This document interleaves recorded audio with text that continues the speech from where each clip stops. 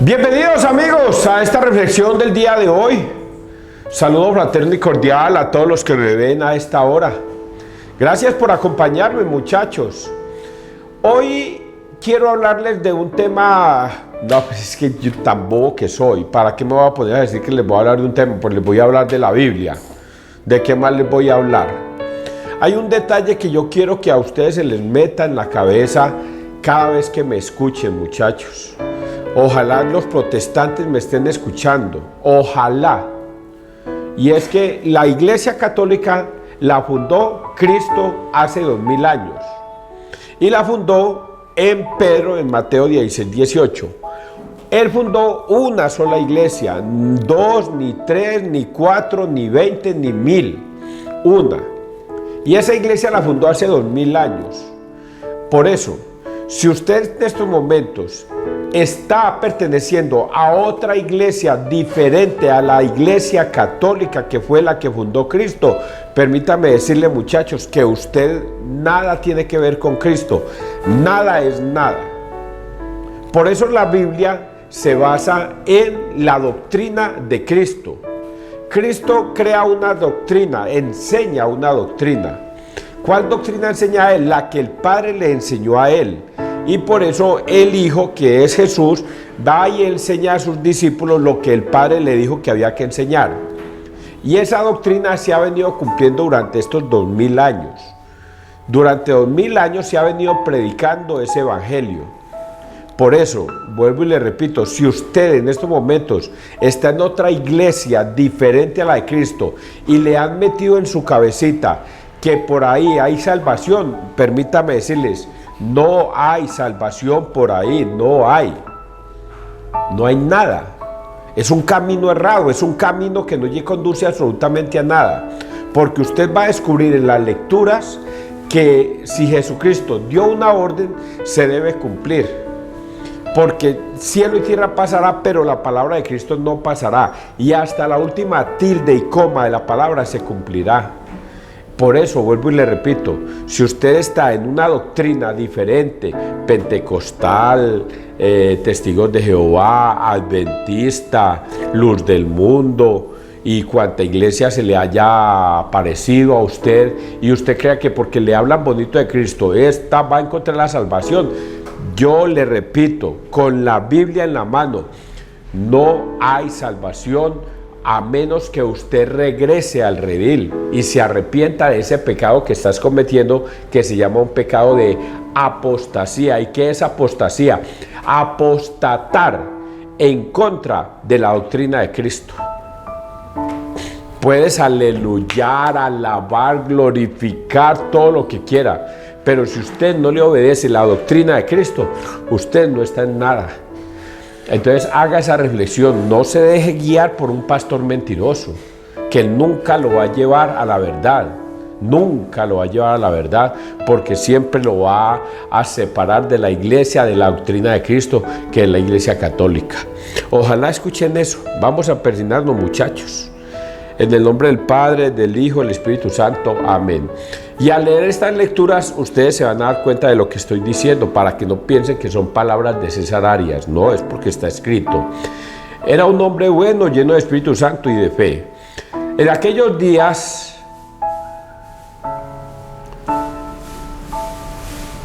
gran número creyó y se convirtió al Señor. Llegó la noticia a oídos de la iglesia de Jerusalén y enviaron a Bernabé a Antioquía. Al llegar y ver la acción de la gracia de Dios, se alegró y exhortaba a todos a seguir unidos al Señor con todo empeño, porque era un hombre bueno, lleno de Espíritu Santo y de fe. Y una multitud considerable se adhirió al Señor. Bernabé salió para Tarso en busca de Saulo. Cuando lo encontró, se lo llevó a Antioquía. Durante todo un año estuvieron juntos en aquella iglesia e instruyeron a muchos. Fue en Antioquía donde por primera vez los discípulos fueron llamados cristianos. En la iglesia que estaba en Antioquía había profetas y maestros. Bernabé, Simeón llamado Níger, Lucio el de Cirene, Manahén, hermano de leche del tetrarca Herodes, y Saulo. Un día que estaban celebrando el culto al Señor y ayunaban, dijo el Espíritu Santo: apartadme a Bernabé y a Saulo para la obra a que los he llamado. Entonces, después de ayunar y orar, les impusieron las manos y los enviaron. Palabra de Dios, te alabamos a ti, Señor Jesús. Es una historia de Antioquía.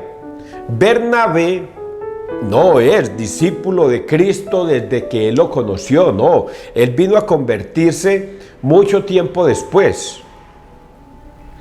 Inclusive quien lo convierte al cristianismo a Bernabé es el mismo Saulo. Pues bien, habiéndose convertido a la Iglesia Católica, Bernabé va a Antioquía porque le han contado maravillas que en Antioquía están ocurriendo. Cuando él va, ve a un numeroso pueblo convertido. El Espíritu Santo habita en esas personas convertidas.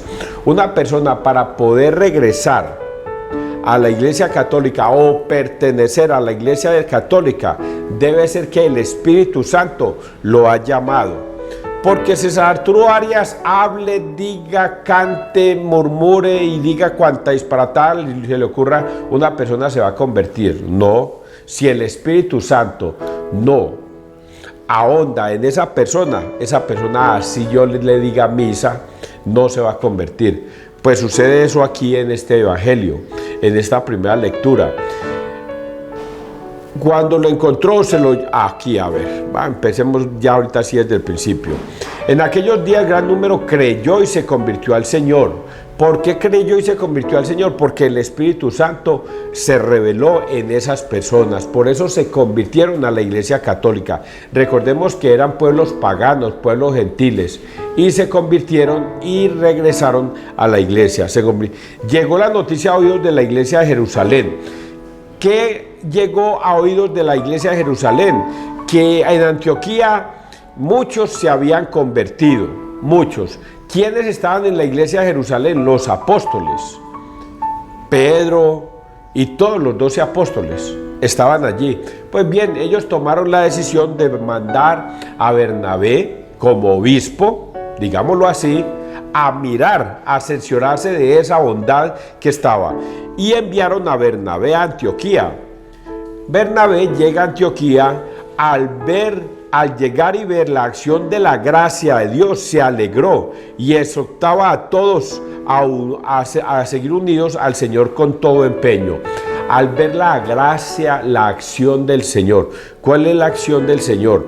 Convirtió a todas esas personas a la Iglesia Católica, las hizo regresar, las hizo convertirse. Recordemos que por esos días era el paganismo, la gente creía en muchos dioses, y ellos, al escuchar las prédicas de estos discípulos y de Cristo, se convirtieron, pero solo se convirtieron porque el Espíritu Santo entró en ellos y ellos entendían lo que estas personas le hablaban sobre Cristo. Se convirtieron, exhortaban a todos a seguir unidos al Señor con todo empeño, porque era un hombre bueno, lleno de Espíritu Santo y de fe. Porque era un hombre bueno, lleno de Espíritu Santo y de fe, lleno de Espíritu Santo. Eso es muy importante que ustedes lo tengan en cuenta. Ahora muchos me dirán: César, nosotros aquí en la Iglesia Protestante también sentimos la presencia del Espíritu Santo. Aquí en esta iglesia sentimos la presencia del Espíritu Santo. Y resulta que no. El Espíritu Santo no es así. El Espíritu Santo no ahonda en la Iglesia Católica. ¡Ay, usted es protestante! Entonces también me voy a ir para donde usted está. Eso no, así no funciona el Espíritu Santo. El Espíritu Santo entonces sería el primero, el Espíritu Santo sería el primer apóstata de Cristo. Luego, cuando usted siente la revelación de un espíritu, pregúntese más bien qué espíritu engañador lo está engañando. Porque hay espíritus engañadores. espíritus que lo hacen creer a ustedes que es el Espíritu Santo, y es un espíritu engañador. Es el mismo Satanás que se disfraza de ángel de luz para convencerlo a usted de que ese es el Espíritu Santo que le está revelando, y resulta que es un espíritu engañador. El mismo Satanás se ha disfrazado de ángel de luz, así está escrito en la Biblia. Bueno, lleno de Espíritu Santo y de fe, y una multitud considerable se adhirió al Señor. Bernabé salió para Tarso en busca de Saulo. Cuando lo encontró, se lo llevó a Antioquía. Durante todo un año estuvieron juntos en aquella iglesia instruyendo a muchos. Fue en Antioquía donde por primera vez se le llamó a los discípulos cristianos. Antes no se les llamaba cristianos, antes se les llamaba discípulos de Cristo o de discípulos de Jesús u otros nombres, pero por primera vez comenzaron a llamársele cristianos en Antioquía. Y es en Antioquía en el año 107 cuando... ¿por qué se me olvida el nombre de este personaje hombre? San Ignacio de Antioquía por primera vez llama a la iglesia de Cristo Iglesia Católica. En el año 107, por primera vez se le llama a la iglesia de Cristo Católica, porque era iglesia universal. Fue en Antioquía donde por primera vez los discípulos fueron llamados cristianos. En la iglesia que estaba en Antioquía había profetas y maestros. Bernabé, Simón, llamado Níger, Lucio el de Cirene, Manahén, hermanos de leche de Tetrarca, Herodes y Saulo. Un día, esto es muy importante y por eso lo quise tocar, había muchos discípulos reunidos allí, muchos, y miren lo que sucede con la acción del Espíritu Santo. Miren lo que sucede con la acción del Espíritu Santo.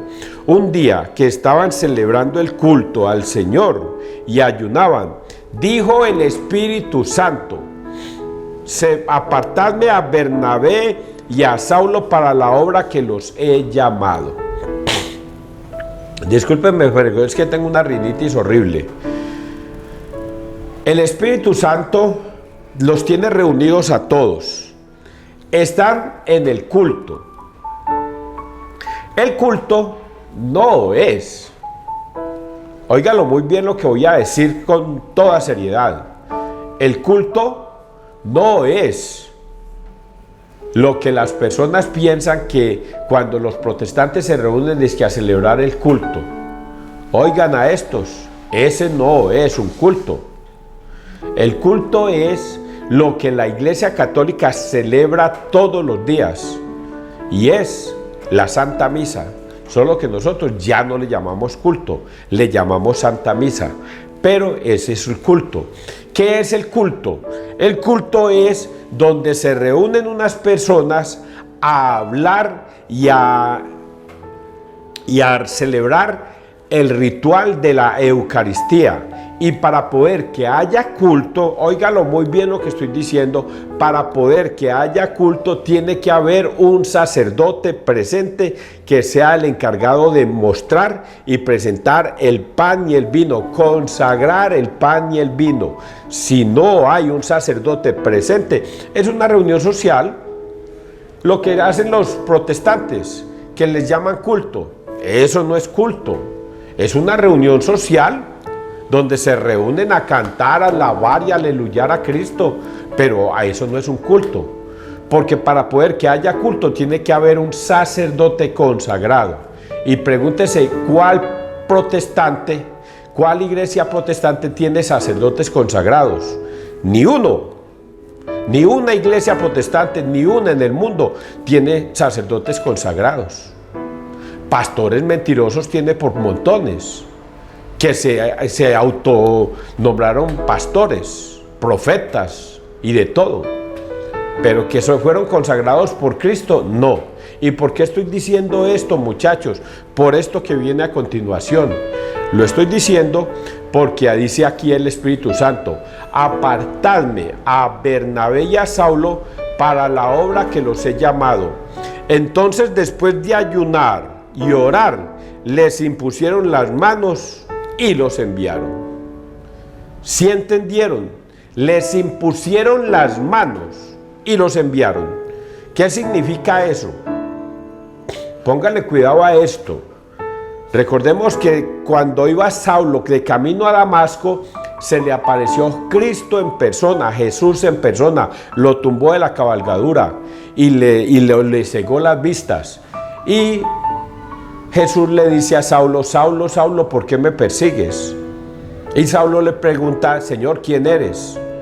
Jesús le responde: soy yo, Jesús, a quien tú persigues. Mire que a pesar de que Jesús se le presentó personalmente a Saulo, Saulo todavía no está siendo consagrado. Todavía no hace parte de la iglesia de Cristo. Todavía no hace parte de la iglesia de Cristo, a pesar de que el mismo Cristo se le presentó. Porque Cristo es un personaje respetuoso de lo que Él, de la doctrina de Él. Por eso es que el Espíritu Santo aquí aparece y dice: sepárenme a Saulo y a Bernabé, porque los voy a mandar a una obra. Los separaron, ayunaron, comieron y después se les impusieron las manos. Solo mediante la imposición de las manos una persona puede consagrar a otra persona para que sea un representante de Dios aquí en la tierra. Algún pastor me dirá: César, yo recibí esa consagración, yo recibí esa imposición de las manos. ¿Ah, sí? ¿Y a quién le impuso las manos a usted? No, pues tal pastor. ¿Ah, sí? Vamos a preguntar a ese pastor quién le impuso las manos. Y va a ver que nunca va a llegar un momento en que nadie le impuso las manos al que se creó esa iglesia. Nadie le impuso las manos. Cogió la Biblia, se la terció y dijo: de ahorita en adelante me voy a montar una iglesia, voy a vivir de esto bien bueno y voy a cobrar diezmos y entonces voy a predicar la palabra de Dios y de esto muchos tontos me van a seguir. Y ahí mismo comenzaron a seguirlo. Y él mismo creó su propia doctrina, su propia iglesia. ¿La fundó Cristo? No. ¿Quién la fundó? Él. ¿Va a responder ante Dios por ese pecado? Claro. ¿Y van a responder todos los tontos que le siguieron? Lo siguieron, porque no los lleva a ninguna parte. Entonces, si ven cómo esta palabra de Dios se interpretó de la manera correcta. Vamos a leer el Salmo, Salmo 4. Haz brillar sobre nosotros, Señor, la luz de tu rostro. Escúchame cuando te invoco, Dios de mi justicia. Tú que en el aprieto me diste anchura, ten piedad de mí y escucha mi oración. Y vosotros, ¿hasta cuándo ultrajaréis mi honor? ¿Amaréis la falsedad y buscaréis el engaño? Sabedlo, el Señor hizo milagros en mi favor, y el Señor me escuchará cuando lo invoque. Temblad y no pequéis, reflexionad en el silencio de vuestro lecho. Hay muchos que dicen: ¿quién nos hará ver la dicha, si la luz de tu rostro ha huido de nosotros? Pero tú, Señor, has puesto en mi corazón más alegría, que si abundara en su trigo y en su vino. Haz brillar sobre nosotros, Señor, la luz de tu rostro.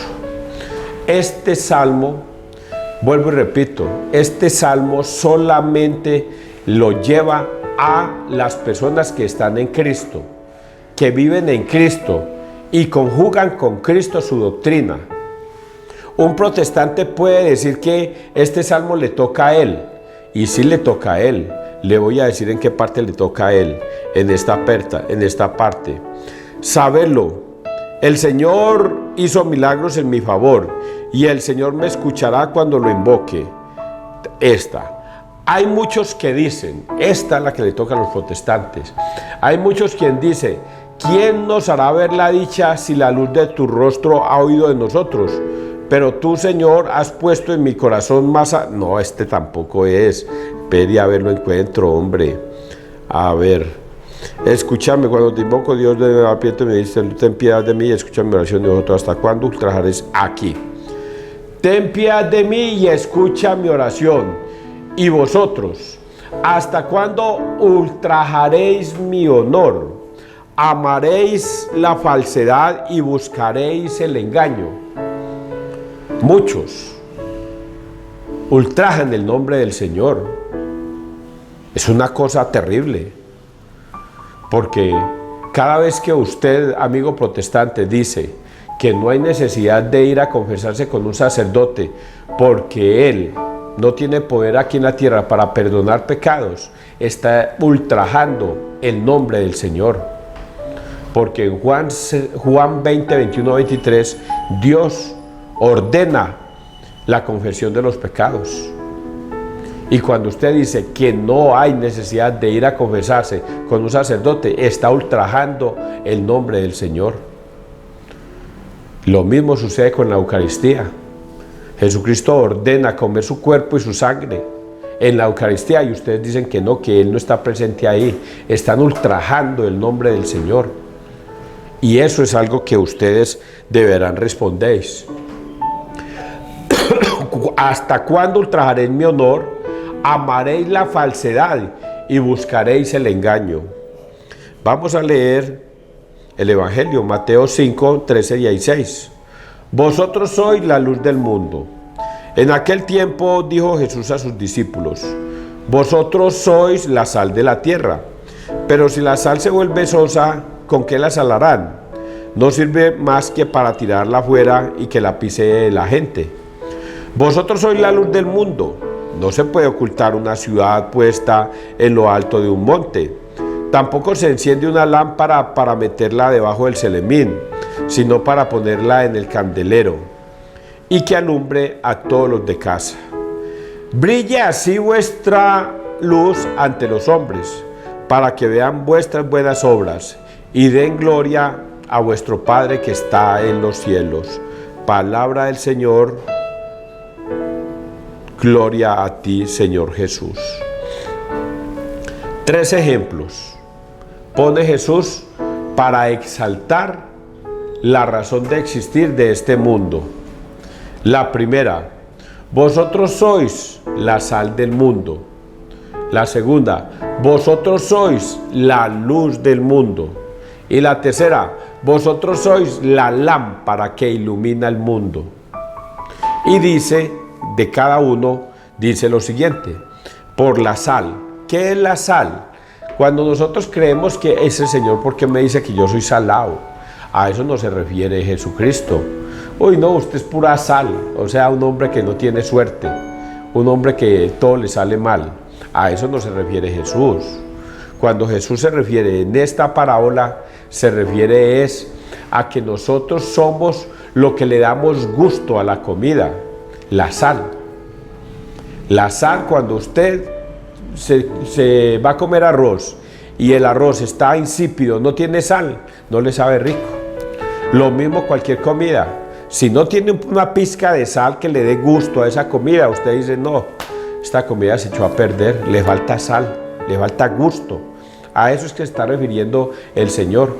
Que nosotros debemos ser sal para el mundo, que le demos gusto a la vida, pero que vivamos en estado de gracia ante Dios. Solo sí se le puede dar gusto a la vida si usted es un hombre o una mujer o un joven o un anciano o un niño que tiene valores, principios en el mundo.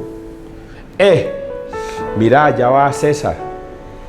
César, ese man es un vicioso. Ese man roba. Ese man es un delincuente. Es sosa para el mundo. Lo que nos pide Dios es que nosotros seamos personas íntegras, correctas, honestas, transparentes en el mundo.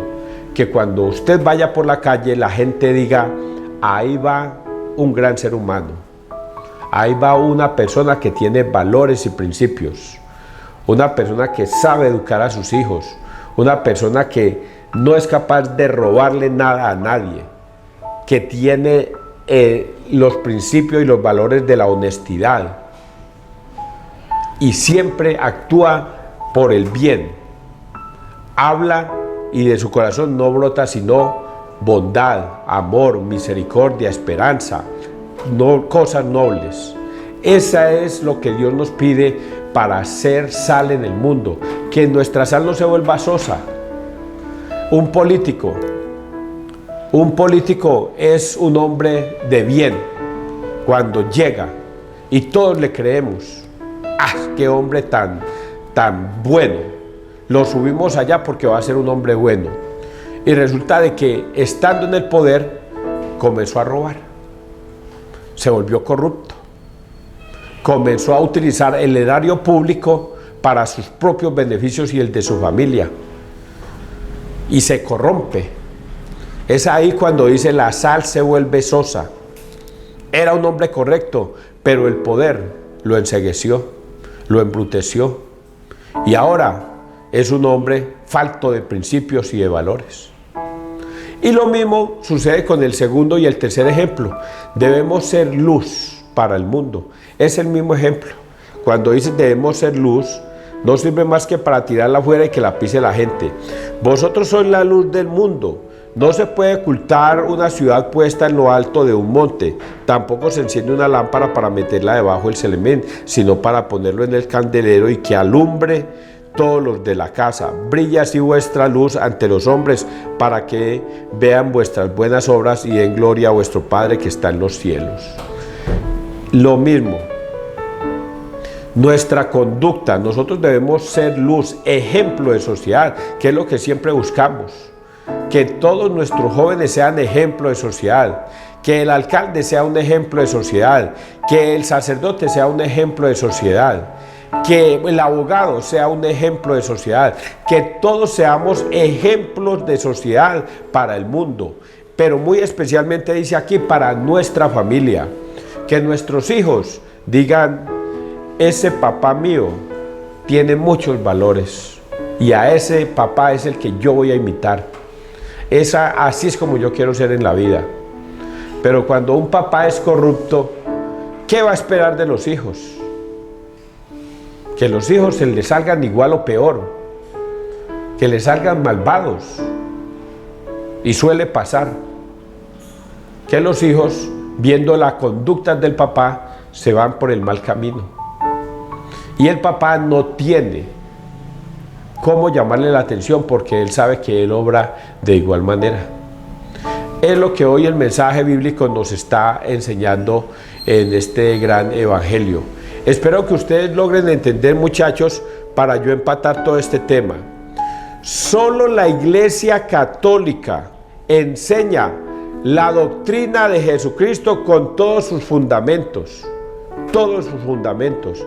Usted va a la Iglesia Católica y usted va a encontrar que Cristo nos enseña cómo debemos obrar en la vida. Pero César, es que hay sacerdotes que son pedófilos. ¿Qué a pesar de esos sacerdotes? Se desviaron del camino de Cristo y utilizaron el poder de Cristo para su propia maldad. Serán llamados a juicio esos pobres sacerdotes por haber obrado mal. Pero César, es que en la Iglesia Católica hay muy malos católicos. Oiga, hasta salen en videos rumbeando. Y los vemos por ahí en esas cantinas tomando. Que a pesar de esos malos católicos, la iglesia les enseña bien y esos malos católicos obran a como les da la gana y creen que porque llevan el título de católicos ya son salvos. Y es una mentira. El hombre solo se salva si le obedece a Cristo y actúa como Cristo les ha enseñado. Que Dios te bendiga, que Dios nos bendiga donde quiera que todos estemos.